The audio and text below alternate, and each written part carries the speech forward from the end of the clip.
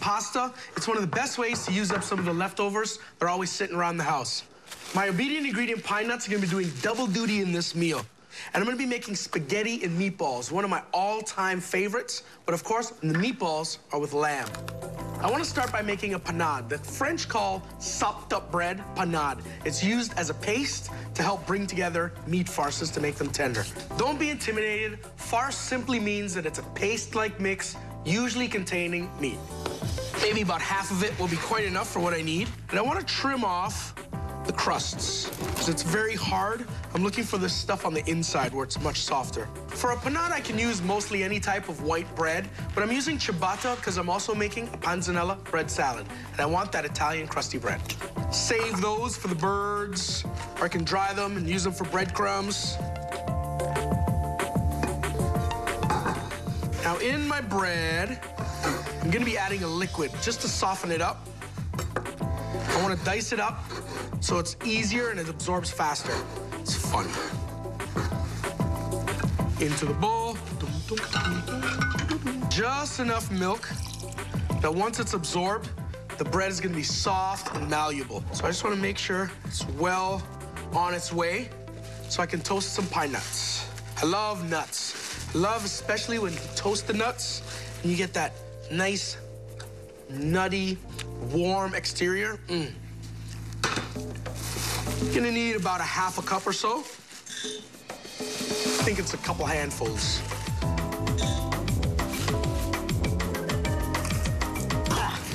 Ooh, that was good. Look at that. A couple of those, maybe 3.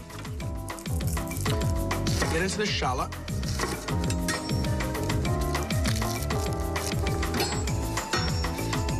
I want to make a fine dice of shallot. I don't want big hunks, so I want to make sure I get it chopped down nicely. That can go into my bread mix. The garlic chopped fine as well. Oh, yeah. Thyme and meatballs, one of those things that always will go together. The lamb and its earthy flavor will go really well with the earthiness of thyme. Wicked. Even if you're in a bad mood, I can put you in a good mood, you know? I can check in on my nuts. Aha! See that? See how they're starting to brown like that? So, put it all in there. Who am I kidding? I want to cool those down, so I'm gonna let it mix with the milk so it'll all come to room temperature, okay? All right. I got a magic ingredient. Currants. May seem a little bit unusual, but with the richness of lamb, I want a little bit of sweetness to help cut it. These currants are gonna be the perfect balance between sweet and savory. I think I'll need 2 eggs. When I look at this much farce, I think 2 eggs may do the trick, so.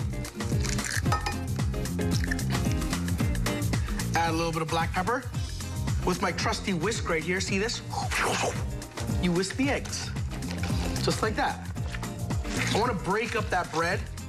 To that, we need lamb. Lamb meatballs need lamb. I think it's enough said, yeah? Now, the best way I find to mix this stuff up is just to squeeze it with your fingers. So you get everything mushed together. It's a good way to stretch the meat, but it's not only about that. The bread and the eggs will help lighten the meatballs so they don't feel tough like little meat rocks, you know? While my hands are still already funky, I want to start making the balls. Everybody has their own little techniques. I'll show you my technique. I just like to grab enough that fits in my hand, give it a squeeze. When it comes to the top, it's a pretty good-sized meatball.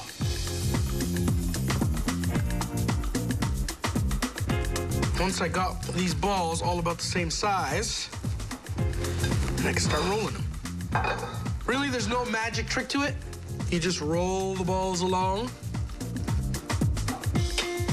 get them on your way. Now, this is a lot of meatballs for the 4 people that are actually gonna eat this meal, but I can use the leftovers for a meatball sandwich or freeze it once it's made just like this, and when I'm ready, cook it up. I'm gonna continue to roll these balls, and I'm gonna put them in something tomato-y. Because you know, pasta needs a little bit of tomato sauce. Not Not sure you can make great tomato sauce without fresh tomatoes? Well, I'm here to tell you, yes, you can. My meatballs are starting to brown up nicely. That caramelization is giving me a deep, rich flavor. That's gonna go great in my tomato sauce. We're making a very simple spaghetti and meatballs meal with a panzanella bread salad. Using my obedient ingredient, pine nuts. A little bit of vegetable oil. Some salt. And in they go. I don't wanna mess around with them too much. I'm at a medium heat. I'm just gonna let them sit so they start to brown up nicely. I can get cracking on my tomato sauce. Where my tomatoes go? Oh. So I'm gonna get this can open and ready to go. You wanna infuse some flavor. A little bit of garlic, a little bit of rosemary will work really well with the lamb. I'm just gonna roughly slice my garlic. I want a little bit of texture and it'll break down. I really just wanna start pulling the flavor out. My dad has a whole other technique for making tomato sauce and meatballs, and it's quite a convoluted process. And really, you don't need to do all of those steps. Just nice slice of garlico like that. Not even gonna bother chopping this rosemary. Let's check out my meatballs. I don't wanna move them too early, but I do wanna make sure to get some color on them like that. Be gentle with them. They're very delicate since I put that panade in there. I want to extract some flavor from the garlic, so I need a little vegetable oil. I'm just gonna fry it up lightly. My rosemary can go straight in. Before you know it, the whole kitchen is gonna smell like garlic and rosemary. I'm only cooking my meatballs about halfway. They're gonna finish cooking in the tomato sauce and absorb all of those juices and all that flavor. So I'm starting to get a little bit of color on that garlic, and it goes quickly from here. So I like to pour off a little bit of the liquid. By pouring off the liquid, I get to concentrate the tomato sauce. You know, sometimes you get tomato sauce and it's watery. This will prevent that from happening without having to add tomato paste. And I'm just squeezing the tomatoes with the top of the lid. It's kind of bubbling up. See how much juice is in those tomatoes? I want to let that reduce down to about half its original volume. Careful with the lid. So let that go at a high heat, let it bubble up.